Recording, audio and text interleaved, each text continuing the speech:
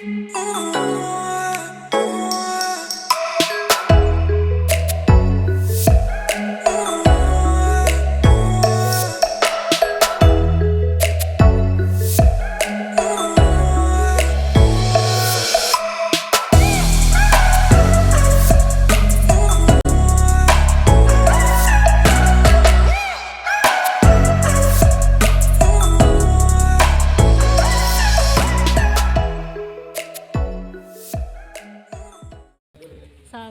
warahmatullahi wabarakatuh. Saya Siti Rama Rambe dari Fakultas Syariah dan Hukum, jurusan Hukum Pidana Islam. Halo, nama saya Angelita Sabalinda, Prodi Hukum Pidana Islam, Fakultas Syariah dan Ilmu Hukum, Universitas Islam Negeri Sumatera Utara. Assalamualaikum warahmatullahi wabarakatuh. Halo, nama saya Nilda Mayasari. Saya dari Fakultas Syariah dan Hukum, jurusan Hukum Pidana Islam. Assalamualaikum warahmatullahi wabarakatuh. Saya Gavi Andika Lubis dari Fakultas Syariah dan Hukum, jurusan Hukum Pidana Islam, UIN Sumatera Utara. Assalamualaikum warahmatullahi wabarakatuh. Nama saya Afifuddin Salim Ahmad dari Fakultas Syariah dan Hukum, jurusan Hukum Pidana Islam. Saya Fikri Haikal dari jurusan Hukum Pidana Islam, Fakultas Syariah dan Hukum.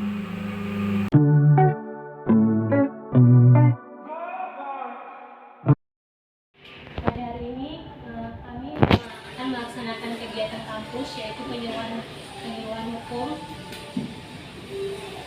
yang mana kami akan memberikan pengetahuan, wawasan serta ilmu pengetahuan mengenai hukum beserta tindakan pimpinan masyarakat.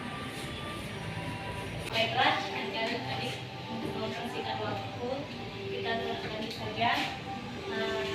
Kita mulai ke sesi yang berikutnya, yaitu kata sambutan. Teman saya Afifuddin Salim. Assalamualaikum warahmatullahi wabarakatuh. Waalaikumsalam.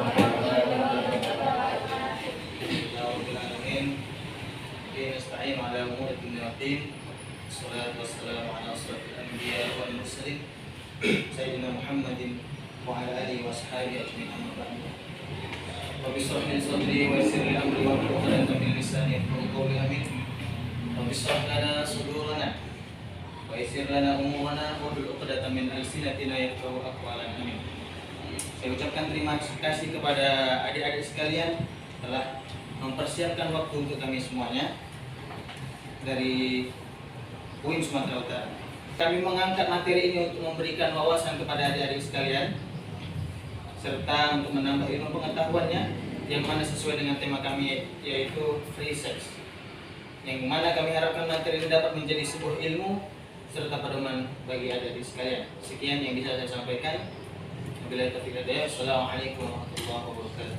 Terima kasih kepada saudara Afif. Ya, selanjutnya kita langsung masuk ke sesi materinya. Assalamualaikum warahmatullahi wabarakatuh. Waalaikumsalam warahmatullahi wabarakatuh.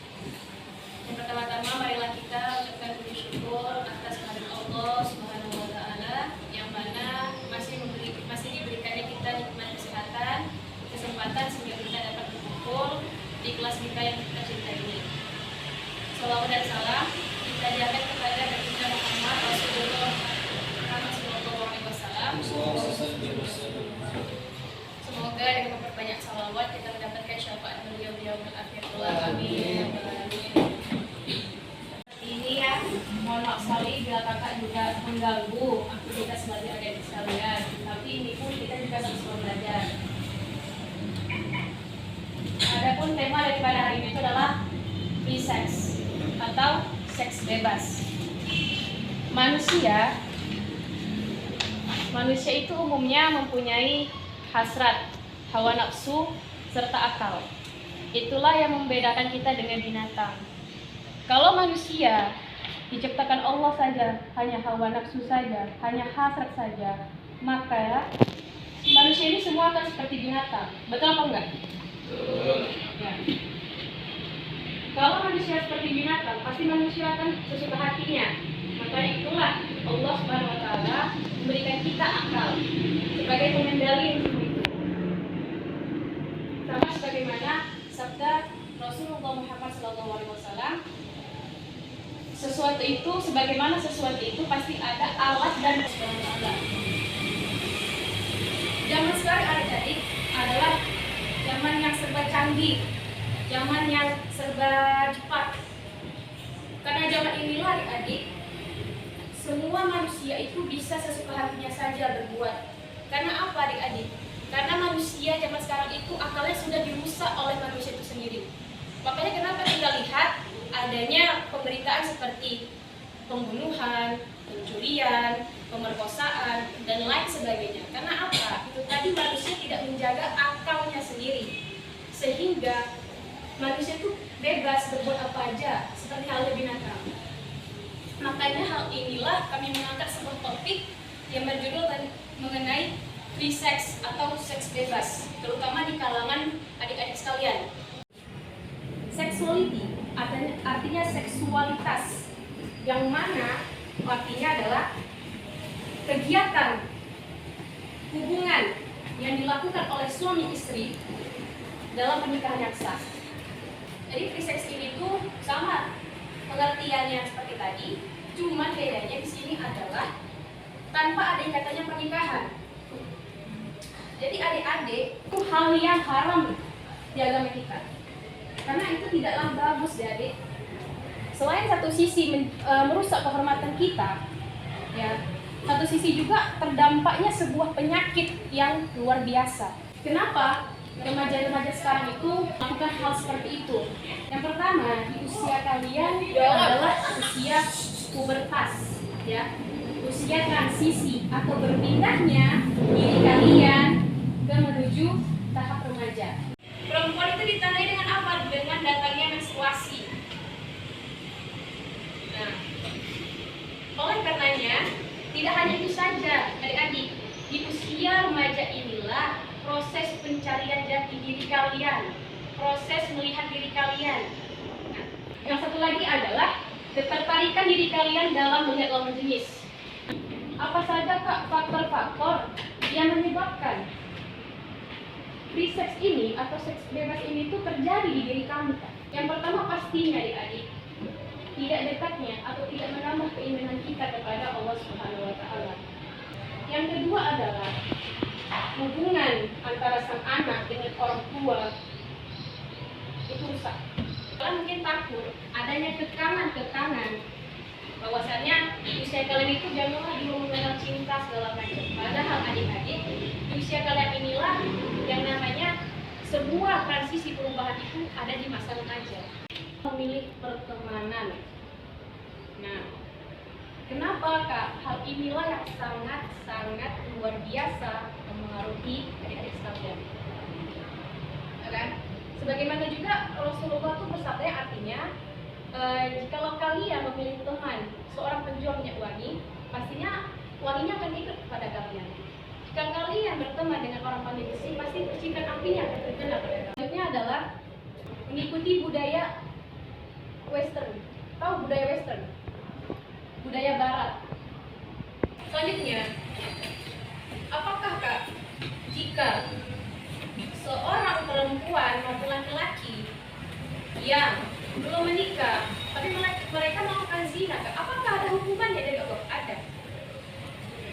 Di surah An-Nur ayat 2, Allah menjelaskan, Bismillahirrahmanirrahim, Az-zaniyatu waz-zani fajlidu kulla wahidin minhuma mi'ata jaldah wa la ta'khudhukum bihima ra'fatun fi dinillahi in kuntum tu'minuna billahi wal yawmil akhir wa la yashhadu al-bahma dha'ifatun minal mu'minin. Yang artinya pezina perempuan dan pezina laki-laki, deralah mereka keduanya 100 kali deraan. Dan janganlah ada rasa belas kasihan kepada keduanya. Ini tuh untuk mencegah kamu untuk menjalankan agama hukum Allah Ta'ala jika kamu beriman kepada Allah dan hari kemudian. Dan hendaklah pelaksanaan hukuman mereka disaksikan oleh sebagian orang-orang yang beriman. Artinya sudah jelas adik-adik, di dalam hukum Islam sendiri dikatakan apabila perbuatan ini dilakukan yang belum menikah, maka deralah mereka. Penyakit-penyakit menular seksual. Yang pertama sifilis atau raja singa. Penyakit ini disebabkan oleh bakteri Treponema pallidum. Penyakit ini dapat menular dengan cepat, baik dari hubungan seksual, adanya kontak langsung dengan penderita, dan ibu hamil penderita sifilis. Jika tidak diobati, maka dapat terinfeksi pada bayi serta menyebabkan kematian. Adapun gejala atau ciri-ciri dari penyakit ini, yang pertama, adanya luka tanpa rasa perih di bagian kelamin, dubur, maupun mulut. Yang kedua, ditandai adanya ruam merah. Pengobatan sifilis. Pengobatan sifilis atau raja singa ini lebih efektif jika dilakukan ketika tahap awal. Sifilis dapat diatasi dengan antibiotik penisilin. Yang kedua, gonore. Penyakit ini disebut juga dengan kencing nanah, yang disebabkan oleh bakteri Neisseria gonorrhoeae. Penularannya sangat cepat apabila seseorang sering bergonta-ganti pasangan atau sebagai pekerja seks. Penyakit ini juga menyerang pada wanita dengan ciri-ciri, yang pertama keputihan yang tidak normal, yang kedua nyeri saat buang air kecil, yang ketiga sakit di bagian panggul dan perut, dan yang keempat spotting di luar dari siklus menstruasi. Penyakit ini juga menyerang pada pria dengan ciri-ciri, yang pertama keluarnya cairan putih dari alat kelamin, yang kedua nyeri saat buang air kecil, yang ketiga adanya darah pada air seni, dan yang keempat adanya pembengkakan pada bagian muara uretra atas atau bagian buah zakar. Pengobatan untuk penyakit gonore. Pengobatan ini dapat diobati dengan pemberian antibiotik oral atau minum, atau injeksi atau suntik. Yang ketiga, klamidia. Merupakan penyakit menular seksual yang disebabkan oleh bakteri Chlamydia trachomatis, yang mana penyakit ini dapat menginfeksi saluran serviks atau leher rahim, saluran kencing, mata, serta tenggorokan. Penyakit ini penularannya melalui hubungan intim tanpa adanya alat pengaman, dan ibu hamil penderita klamidia. Jika tidak diobati, maka akan tertular pada bayi dan mengakibatkan kematian. Penyakit ini juga menyerang pada wanita dengan ciri-ciri, yang pertama sakit perut bagian bawah, yang kedua buang air kecil lebih sering, yang ketiga pembengkakan di vagina, dan yang keempat rasa terbakar saat buang air kecil. Penyakit ini juga menyerang pada pria dengan ciri-ciri, yang pertama rasa sakit dan terbakar saat buang air kecil, yang kedua mengeluarkan cairan nanah pada saat buang air kecil, yang ketiga iritasi pada rektum, dan yang keempat pada bagian testis mengalami pembengkakan. Pengobatan penyakit klamidia. Penyakit ini dapat diobati dengan antibiotik yaitu azitromisin atau doxycycline, serta obat minum dalam masa 7 hari. Apabila penderita ibu hamil, segera diobati dengan antibiotik agar tidak menular kepada bayi, sehingga bisa melahirkan secara normal. Yang keempat, HIV dan AIDS. HIV merupakan singkatan dari Human Immunodeficiency Virus, yang mana virus yang dapat menyebabkan kerusakan sistem kekebalan atau imun tubuh manusia. Dan apabila terinfeksi akan virus ini, maka sistem imun di dalam tubuh tidak dapat bekerja dengan efektif. Adapun AIDS. AIDS merupakan singkatan dari Acquired Immunodeficiency Syndrome, yang mana suatu kondisi yang terjangkit oleh HIV. Apabila penyakit yang disebabkan oleh HIV tidak dapat ditangani, maka akan berdampak pada AIDS. Adapun gejala HIV dan AIDS yang terbagi menjadi 3 tahap. Pada tahap pertama, pengidap akan mengalami nyeri mirip dengan flu beberapa minggu. Setelah virus ini terinfeksi, maka flu tersebut akan berlanjut selama 1 hingga 2 bulan. Yang kedua, dapat tidak menimbulkan gejala apapun selama beberapa hari. Dan yang ketiga, timbul demam, nyeri kerongkongan, ruam, pembengkakan kelenjar getah bening, diare, kelelahan, nyeri otot, dan sendi. Pada tahap kedua, yang pertama umumnya berlanjut tidak menimbulkan gejala lebih lanjut selama bertahun-tahun. Yang kedua, virus terus menyebar dan merusak sistem kekebalan tubuh. Dan yang ketiga, penularan infeksi sudah bisa dilakukan pengidap kepada orang lain. Dan pada yang tahap ketiga, yang pertama daya tahan pengidap lemah sehingga mudah sakit dan akan berlanjut menjadi AIDS. Yang kedua, demam secara terus-menerus. Yang ketiga, merasa lelah setiap saat dan sulit bernapas. Yang keempat, terjadinya infeksi jamur pada kerongkongan, mulut, serta vagina. Yang kelima, timbul bintik ungu pada kulit yang tidak akan hilang. Dan yang keenam, hilangnya nafsu makan sehingga penurunan berat badan secara drastis. Pengobatan untuk penyakit HIV dan AIDS. Penyakit ini dapat bisa diobati dengan antiretroviral, yang mana pengobatan ini dapat memperlambat kerja virus. Yang kelima, trichomoniasis. Merupakan salah satu penyakit menular seksual yang kasusnya cukup sering ditemui. Penyakit ini disebabkan oleh infeksi parasit Trichomonas vaginalis. Penularannya bisa melalui hubungan seksual tanpa ada alat pengaman. Penyakit ini pun menyerang wanita dengan ciri-ciri yang pertama, keputihan yang banyak dan berbau amis. Yang kedua, keputihan berwarna kuning kehijauan, bisa kental atau encer serta berbusa. Yang ketiga, gatal yang disertai rasa terbakar dan kemerahan di area vagina. Dan yang keempat, nyeri saat berhubungan seksual atau saat buang air kecil. Penyakit ini juga menyerang pria dengan ciri-ciri yang pertama, sakit, bengkak, dan kemerahan di area ujung alat kelamin. Yang kedua, keluar cairan putih dari alat kelamin. Yang ketiga, nyeri saat buang air kecil.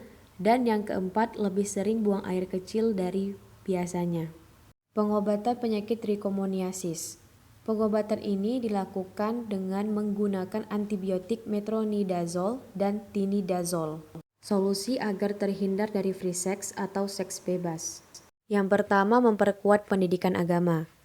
Agama merupakan pondasi awal pembentukan karakter anak. Melalui pendidikan agama, anak akan belajar mengenai mana perbuatan yang benar dan mana perbuatan yang salah. Jika sudah tahu akan kedua perbuatan tersebut, maka kemungkinan kecil anak tidak akan terjerumus ke pergaulan yang bebas. Melalui pendidikan agama juga, anak juga akan lebih mengenal dekat dengan Tuhan. Maka di dalam hatinya akan tertanam jika semua perbuatannya terawasi dan terlihat oleh Tuhan. Pemberian pendidikan agama yang kuat ini merupakan langkah awal atau paling tepat untuk mengarahkan anak agar terhindar dari pergaulan bebas. Yang kedua, memilih pertemanan. Pengaruh teman dan lingkungan sangat besar ketika anak memasuki remaja. Anak remaja cenderung akan mengikuti teman-temannya karena mereka membutuhkan pengakuan dari lingkungan sekitarnya. Pemilihan teman yang kurang sesuai akan mempermudah anak terjerumus ke dalam pergaulan yang bebas. Oleh karena itulah, penting sekali untuk memilih teman agar tidak terjerumus ke dalam pergaulan bebas di masa-masa remaja. Yang ketiga, mempererat hubungan orang tua dan anak. Agar anak remaja tidak terjerumus ke pergaulan bebas atau free sex, maka sebagai orang tua juga harus menjalin hubungan yang erat dengan anak. Ketika remaja, pastinya membutuhkan sosok teman yang bisa diajak diskusi tentang berbagai hal. Untuk mempererat hubungan orang tua dengan anak, hal ini orang tua bisa mencoba berperan sebagai temannya. Dengan demikian, dapat mengarahkan anak agar tidak terjerumus ke pergaulan yang bebas. Yang keempat, memberikan edukasi seks pada remaja. Edukasi seks sangatlah perlu untuk anak remaja, agar anak remaja tahu sebenarnya apa itu seks dan apa bahaya untuknya. Anak remaja juga perlu tahu bahwa seks itu perlu, akan tetapi jika seks itu dilakukan sebelum menikah, akan mendapatkan masalah. Dalam hal ini, peran orang tua dapat bisa menjelaskan apa saja masalah yang akan anak hadapi ketika melakukan seks bebas. Melalui edukasi seks sejak dini, anak akan tahu mana batasan-batasan dalam pergaulan dan anak bisa terhindar dari pergaulan seks bebas. Yang kelima, mengikuti kegiatan positif. Untuk menghindari pergaulan bebas atau free sex, pastinya harus mengikuti kegiatan-kegiatan yang positif. Di satu sisi, kegiatan-kegiatan positif ini juga akan membantu remaja untuk mengembangkan skill atau kemampuannya. Kegiatan-kegiatan positif ini dapat bisa kita temui seperti di sekolah, OSIS, pramuka, kegiatan ekstrakurikuler seperti olahraga futsal, badminton, basket, dan lain sebagainya. Adapun kegiatan di luar sekolah, seperti mengikuti remaja masjid, lomba hafal Quran, lomba baca Quran, lomba nasyid, dan lain sebagainya. Hal inilah yang dapat menghindari remaja dari pergaulan bebas atau free sex.